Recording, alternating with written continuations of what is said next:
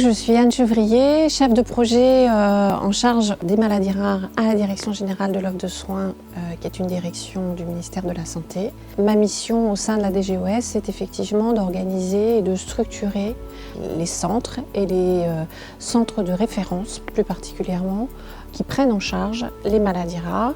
Alors quand on parle de prise en charge, c'est des centres experts en recherche, en enseignement et en prise en charge clinique. Les maladies rares, nous sommes attachés à ce qu'il y ait un parcours de soins qui soit le plus clair possible.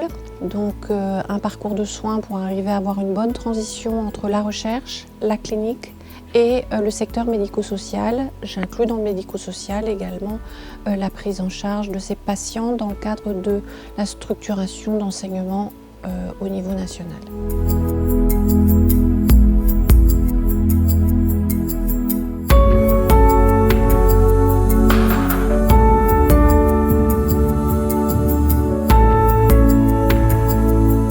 Eh bien, ces journées rentrent dans le cadre des missions que nous avons données à l'ensemble des filières, puisqu'il y a 23 filières maladies rares en France, dont tête et cou.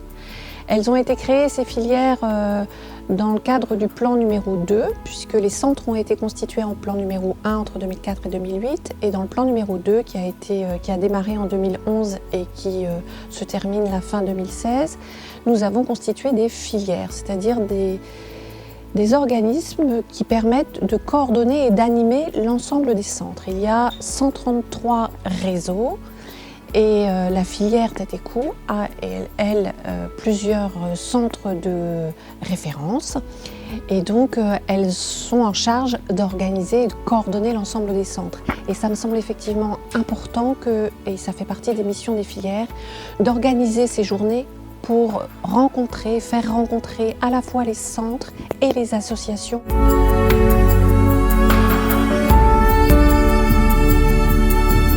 Je pense que ces journées doivent perdurer parce que c'est véritablement des rencontres fondamentales. On voit bien que face à l'errance diagnostique, il est véritablement fondamental qu'il y ait des points de rencontre. C'est en communiquant et en regroupant les problématiques que peuvent avoir les centres qui prennent en charge les patients et en entendant toutes les associations qui elles aussi se structurent et s'organisent pour pouvoir faire avancer dans la prise en charge des patients.